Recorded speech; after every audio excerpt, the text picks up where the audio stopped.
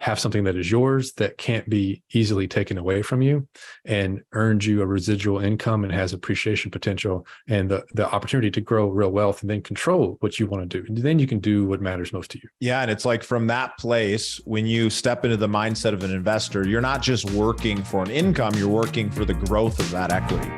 Welcome back to the Name Your Numbers show presented by the Investor Mindset. My name's Steven Pesavento, and today I have Paul Thompson in the studio. How you doing today, Paul? Doing great. Looking super forward to having this conversation, Steven. Yeah, I'm excited to have it as well, because I feel like you and I are two people who've kind of had a discovery early on that what we were doing wasn't necessarily fulfilling us, and that maybe there was more to life, right? And, you left the corporate world, and, I went and did the same and kind of went on this entrepreneurial journey. And although there's many different journeys you can go on, it's the one that we chose. And, as I'm sitting and reflecting and thinking about, what's most important in life, finding that path towards both making impact while creating a great income, it can be challenging, because as you go out and you be an entrepreneur and you run your own business and you hire people and you start doing the work, it can end up being a little tiresome. We trade one set of problems for a new set of problems. Sure. Oftentimes they are better, right? But it's all about that perspective. So kind of starting off, I'd love to know, what perspective do you carry in life when it comes to the work that you're doing? And how do you keep yourself engaged and excited as you're on that path, getting closer and closer to your dream and your vision? Well, I think that's it. It's having a dream and a vision that gives you purpose. It's having a worthwhile goal to strive for. And so much of whatever you're doing in life, it is not so much the achievement that makes it worthwhile, although that's certainly nice. It's the person that you have to become in order to be capable of achievement. And so let's maybe make that a little more practical. So somebody listening to this right now, they're in the middle of a valley in life. Like they're having struggles, and you and I have certainly probably had our own struggles that we could talk about. And we're all going to have that moment where it's like, I just don't know why we're doing this. Is this worth it? And in those moments, you need to have something that is your driving purpose, and not just a passion. I'm not passion and purpose are different things.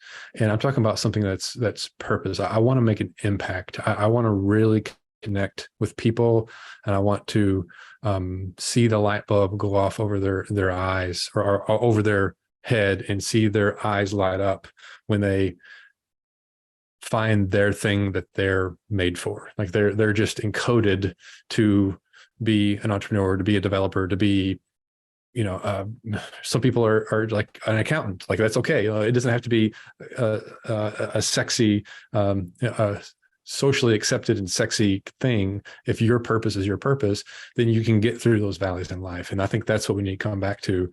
And there's a saying that I'm going to paraphrase. I think it was a tribute to Mark Twain, but like half the quotes on the internet are attributed to Mark Twain. But there's this notion of like, there's the day you're born, and then there's the day you realize why you were born. And when you find the reason why you were born and the thing that you want to do, then what needs to be done becomes much more obvious. Yeah. And it's from that place that all of the great things in our life start happening, and all the things that kind of led up to that moment, they give us the skills, the experience, the knowledge, all of the things that allow us to then step into that purpose, step into that next chapter. And yet it can be scary. It can be a little bit frightening, because there's a lot of unknown, there's a lot of uncertainty in that place. So for you personally, Paul, how did you discover and define what your purpose is, or the purpose that you understand today? So there's this concept from Japan called Ikigai. Have you ever heard of this? Ikigai. And then there's a series of questions you can ask yourself that's called your Eulerian destiny. And I'll do my best to get them right, but there's a series of questions, in the overlapping Venn diagram of the answer, it helps inform your purpose for doing something in the world. You're like, what were you around most when you were a child? What are the things that you're you can talk about endlessly without any preparation. Like, well, what are the things in life you're most curious about? And when you start investigating some of those questions, then it helps inform you that, okay, this is my thing. Like, this is how I find the discipline of life that just really fires me up, and I don't have to go and revitalize myself. So for me, I found that when I learn something, I cannot help but to go and teach it to somebody else.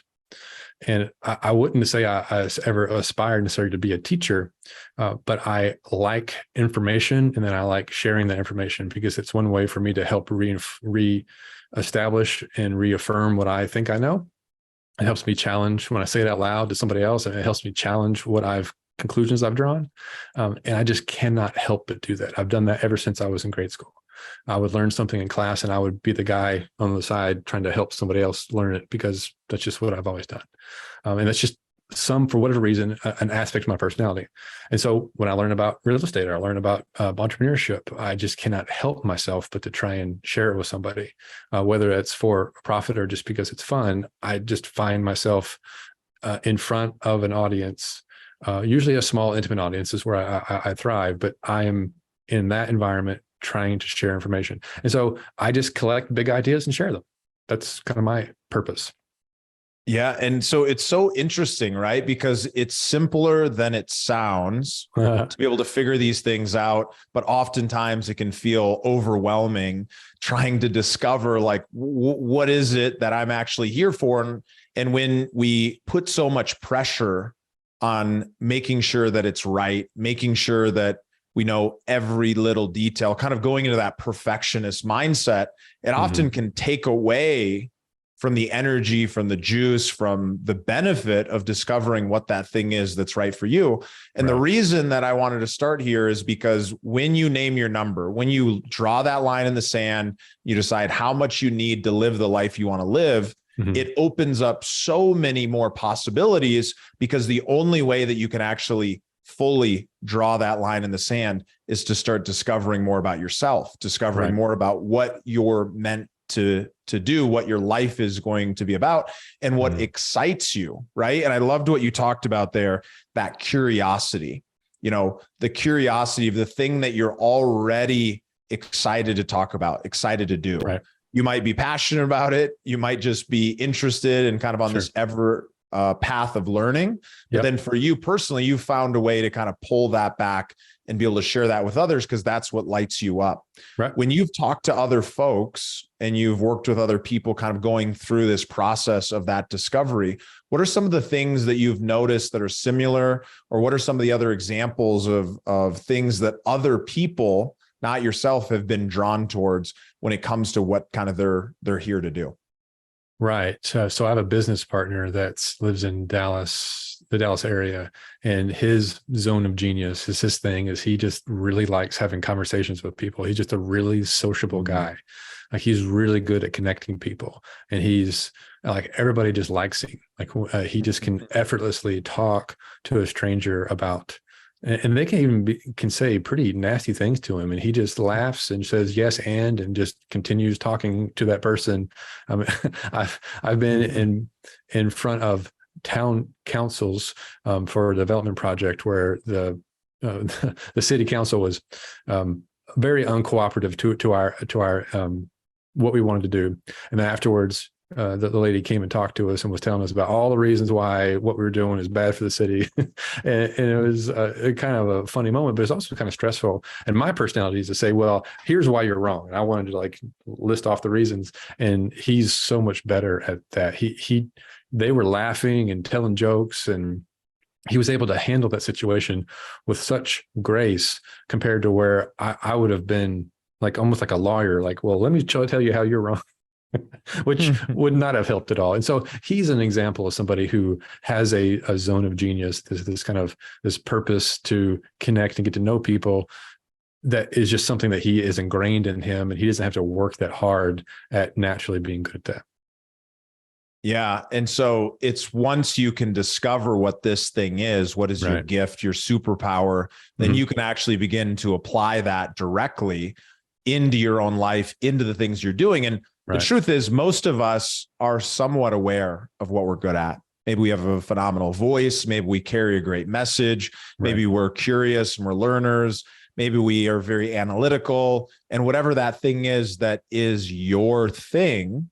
And then you can understand, hey, how can I apply that towards getting to the life that I want to create, the impact, the income, the lifestyle, all of those different pieces. So Paul, for you in particular, I'm curious, have you named your number?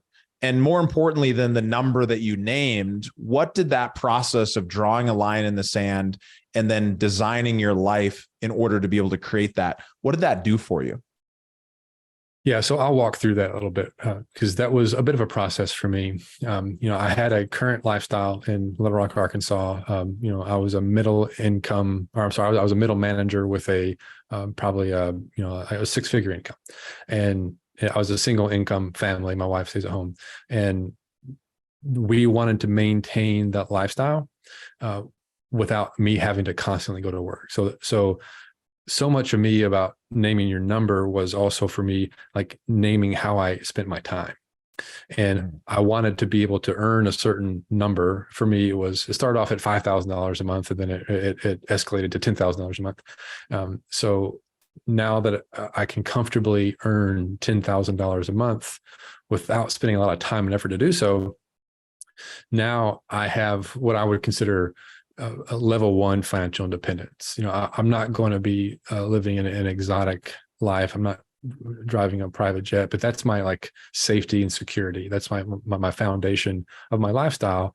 And then I can spend time working on projects that I certainly have a profit motive in, but I don't have to win every single project. And it just changed my life, right? Like I can always fall back on this portfolio of rentals that I have that pay my fundamental living expenses.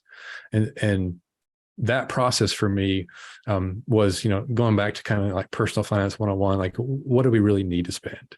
And when I came up with the initial number of $5,000, it was probably enough to survive, but it wasn't enough to thrive for our chosen lifestyle in really a low cost of living area in Little Rock, Arkansas. But our kids go to private school. We've tried public school at every level. Elementary worked, middle school and high school for our kids. It did not work here. So we've elected to go to private school, which is ridiculously expensive. And so that modified our lifestyle, our need to earn a little more to be able to comfortably be able to send our kids to the schools that we feel make the most sense for us in our situation. I think that answers the question. Being in that position, being in the position to be able to know that you're level one, right? Yeah. Your basic expenses are covered, and knowing that you're able to then create the life for your family. Right. How did that feel compared to the old way, the traditional way? I'm grinding for a paycheck. I'm doing this thing, and I don't exactly know when I'm going to get out, when I'm going to get off the old treadmill, as we call it. Right. The rat race. The feeling is the feeling of freedom. It's the every once in a while, your job will remind you who's really in charge. Sometimes you have a cool boss and they're flexible, and sometimes you kind of like your work and your coworkers, and you're lucky that you have a boss that you like. And when that's going on, you're like, this is okay. Like I like most of what I do at work. I don't hate my job. And for anybody in the situation, that's awesome. And I was in that position for a while. However, you can't control the environment, and bosses change, companies get purchased, layoffs happen, and just they're outside of your control. And so you don't really have the freedom and autonomy that you think you have. And so you're extremely vulnerable to the whims of a company that's going to create some sort of cold equation spreadsheet, which I have been a part of, where I would look at spreadsheets of employees and we'll say, well, that one's got to go. That one's got to go. This one makes too much. Great employee, but they make too much. And I've been in those meetings. And of course, those same meetings are happening that I'm not involved in when my name is on that list. And that's happening in every corporation of any size. And so I think the idea of relying on a corporation or a government to take care of us is fraught with danger and uncertainty that I think we underestimate. And so it's okay to be an employee, but I think it's so much better to be an employee of a small company where you really know each other. And that's being closer to being a human, where we're a tribal species, and a group of about 150 or less is kind of like the ideal tribe size for humanity, according to scientists. And anecdotally, that feels right to me. And when you get inside of a corporation that has more than 150 employees at one site, you don't know them all. There's this weird friction where you break up into like sub tribes, and you war against each other. And anybody who's been in the corporate world or government jobs has seen that them versus us dynamic that happens inside of corporations. And it's politicking. It's like, who has the control and who has the power. And the thing we miss is that when we're in the middle of those fights for control and power, we have already given up our control and power by working for a corporation. So when you are able to buy back your time by creating income outside of a job, then you can work for a company if you wish, make an income if you wish, but you don't really need that income anymore. You have your own thing that's comfortably covering your living expenses. And I think it actually makes you a better employee, because you're not just self-serving, you're there to serve the organization you're part of. Yeah. And it's so interesting because I love capitalism. I am a big fan of free markets and being able to have people be able to go out and build businesses and make an impact. But it is interesting that as companies grow, they become more efficient and sometimes effective, but not often. Right. But as they grow, you have to start focusing on specialization, meaning one person does one thing and they do that thing over and over and over again. And that's what ends up leading to the efficiency that leads to higher profits. And as these companies grow, as governments grow, then you start getting further and further away from that community, from that connection, from that tribe.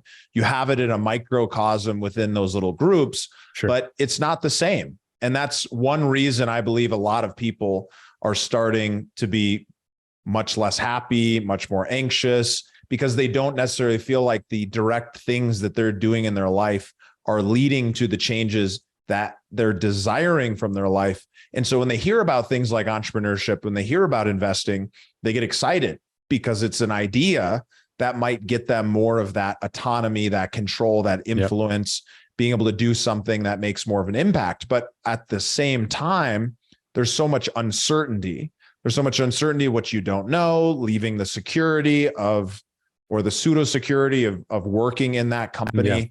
And then as people do go and try to do their own thing, they recognize that they've traded one challenge for another challenge. And many of those people end up leaving. They end up going back to the old way because they didn't learn the new set of skills in order to succeed in that space. So what I'm really driving towards is this idea that sometimes the grass isn't always greener, but from your perspective, how should the listener be thinking about getting clear on making those steps towards creating that independence so they can spend more of the time doing the things that they do really care about and what they're really here to do? I think we're all in a race to get to that number. Whatever your number is, you need to get into a purpose, passionate sprint to get to the place where you comfortably have that net worth or cash flow number, so that you then have bought your freedom back. And the way to do that is to own equity. And so you can earn and invest and invest in the stock market and have equity in, fractional shares of a big, Fortune 500 type company, or a public company anyway. You could start your own business. You start with a side hustle and have it grow into a business that you're going to do. You can be a full-on entrepreneur. You can burn the boats and build your company, and hopefully your plane flies before it crashes. And that's why I like real estate, is because it's a happy combination of the two. It's still a business, but it's also part investment. And I'm not dogmatic or religious about any of those asset classes. I'm dogmatic about we each need to be owning a piece of the equity of one or all of those asset classes, because that gives you the autonomy and the ability to have something that is yours that can't be easily taken away from you, and earns you a residual income and has appreciation potential and the opportunity to grow real wealth, and then control what you want to do. And then you can do what matters most to you. Yeah. And it's like, from that place, when you step into the mindset of an investor, you're not just working for an income, you're working for the growth of that equity. Right. So you might be working at a small startup or a small company.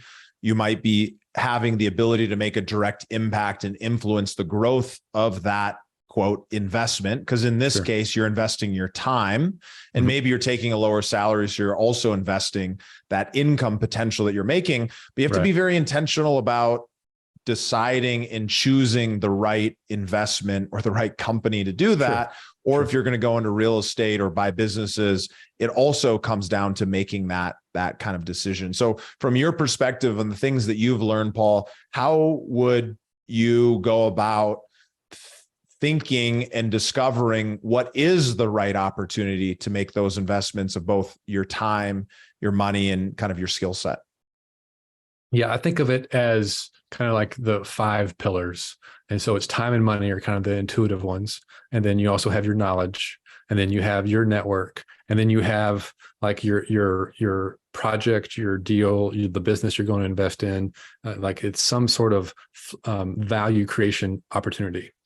And when you think about those 5 pillars, you think about what do you have, and you kind of rate yourself on a scale of 1 to 10 on each of those 5 pillars. And so if you're an employee and you're working full time, 40, 50, maybe 60 hours a week, and all your time and energy is kind of taken up by that job and it earns you an income, that's great. So you have some income, you have some money to deploy, but you don't have a lot of time. So you probably don't have a lot of extra margin in your life to deploy that time to start a business, or to certainly, start a full-time gig, right? So you're taking the resources that you have access to, and you're trying to leverage them into an ownership stake in a discipline that you're interested in. And so one of the ways you can think about your investment strategy is, do I want to be an active or passive investor? Active takes more time, but you have more potential upside. Passive takes less time, but you probably are capped at a certain amount of return in most cases. And you need probably less knowledge and network when you're a truly passive investor. You find a couple of right people to invest with, or a couple of right things to invest in, and you don't have to worry about creating deal flow or creating a new business. You can just invest in the stock market. It's easy to find opportunities for something to invest in. You decide if it's good or bad, but you have options. There's a myriad of options to choose from. And if you choose to be active, then you need to choose something to specialize in and grow your knowledge base so that you can leverage kind of some sort of informational advantage that you've gathered, or a skill set that you've gathered, to then deploy into a business that you're actively being involved in, that takes a lot more of your time, but potentially takes quite a bit less capital. You can potentially borrow money or bootstrap a business and not need a lot of capital to do that.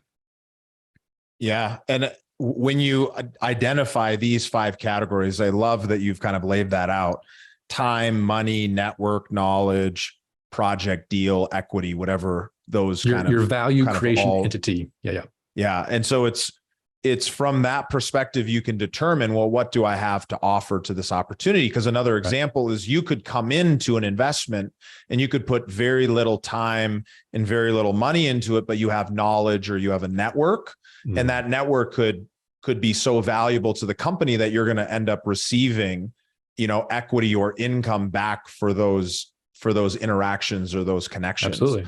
But it's really important that you get clear on this piece, because it's when you name your number, you've got to draw that line in the sand, but then you've actually got to create a plan to get to the life you want to live. Right. And investing is a great way to be able to do that. I think, when you own something that goes up in value or pays you, that's where you can start to have that recurring revenue, that recurring passive income, if you will, that will allow you to have the option to choose what you want to do. And you want to understand, well, what are the assets that you're working with today?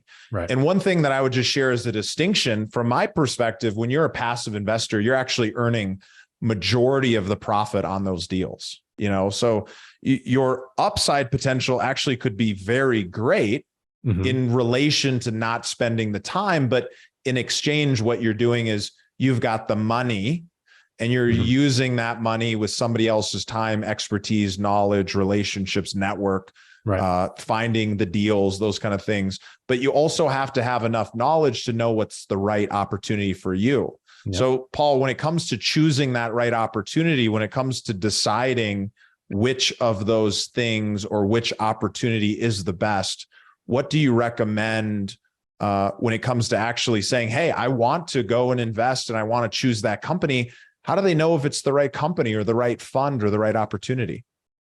Yeah. And this, we could write, I think we could do an entire podcast series for the next 20 years over that conversation, because it's such a, that is the fundamental question, is how do you determine what the likely return is on a given investment and what's the best, risk adjusted return for your personality. So what I'll do, my best to summarize this quickly, is you want to choose an asset class that you have some understanding of. So whether that be the public stock market, whether that be real estate, whether that be a business, like a private business that you invest in privately, or you start your own business, any of these disciplines that you get into, it's you want to understand what's happening. And let's just to simplify the scenario. Let's say I've decided that real estate wants to be one of the things that I want to get into, and now I want to decide what kind of niche, what kind of asset class that I want to invest in. And in that case, I think what you're doing is, if you're a passive investor, you're almost certainly going to be investing with somebody who's going to run this business. And so what you're really doing, as much as investing in the fundamental asset, is you're investing in the operator. And even Warren Buffett talks about this when he does investments from Berkshire Hathaway. He's looking at management. And so you want to marry a good management team to a good opportunity. And the management team is usually the one that's bringing up the opportunity. So, hey, I have this real estate project. I have this business endeavor. I have this fund that I'm running. Whatever the fundamental asset is, somebody is raising their hand and saying this is an opportunity. And so you're betting on the jockey as much as you are on the horse, because without a good jockey, it doesn't matter how good the horse or the asset in this situation is. If the manager is not doing a good job, if the jockey in this analysis or this analogy is not doing a good job, it doesn't matter what the opportunity is. You're betting on the management team to do a good job and live up to the promises of expectations that they've shared with you. So I think really understanding the fundamental asset class, what the risk adjusted return possibility are, and the track record and the integrity and the aptitude of the jockey are the kind of the three overlapping things that you're looking for. Yeah, that's such a great way to put it. I always talk about the importance of gaining the skills and knowledge so that you can make those right selections, right? You have to follow the right people. You have to have the right team around you, advisors, mentors, coaches that can help you choose the right operators, the right management team who are going to be able to choose the right opportunity. So I think that was so well said. As we're getting close to wrapping up, I've got one more question for you. But before we go there, tell the audience how they can get in touch with you and, share any asks that you might have of my audience. Sure thing. Well, I appreciate you having me on here too. It's been a lot of fun. The best place to find me is on my website, pauldavidthompson.com.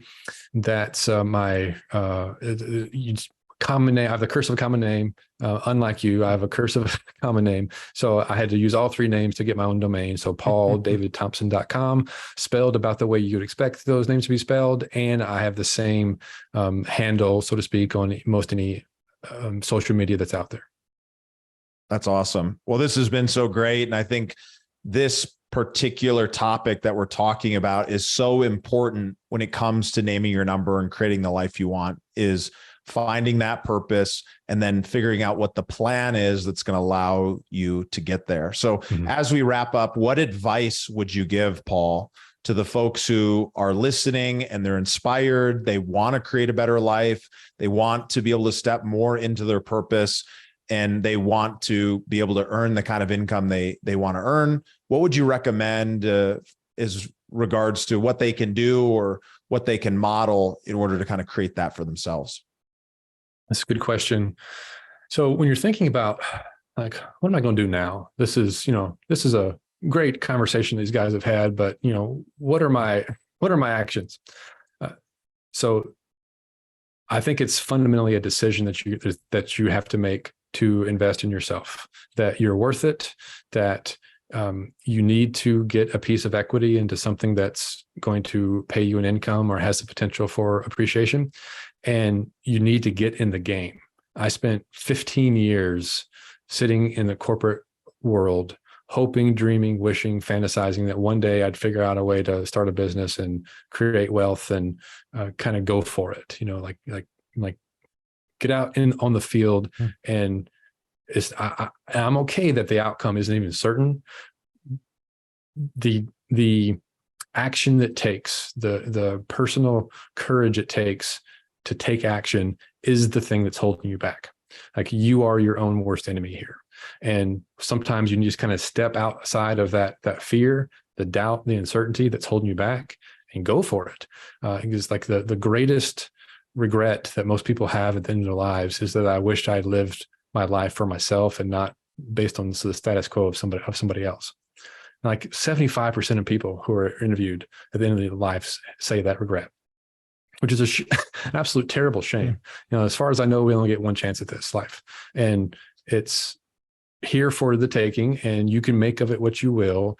And being afraid of what may or may not happen is a far greater regret than going for it, maybe not even being wonderfully successful, but at least you went for it and you got in the game and you figured out how to do it. And the really only failure that you have in doing that is if you choose to quit.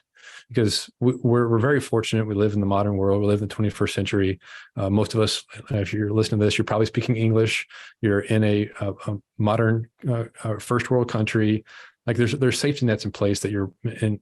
You're probably not going to be destitute, even if you don't succeed. Like, you can restart several times, and go for it. Because if you don't, you're assured the outcome. Yeah. That's really, really powerful. And Paul, thanks so much for sharing some wisdom with me and with the audience. And for all of you listening, thanks so much for joining us, and hope you'll take some action on the things we talked about. And we'll see you on the next episode. Thanks for listening to the Investor Mindset Podcast. Make sure to hit that subscribe button. And if you'd like to watch another, here's one up top. And here's another great video right down below.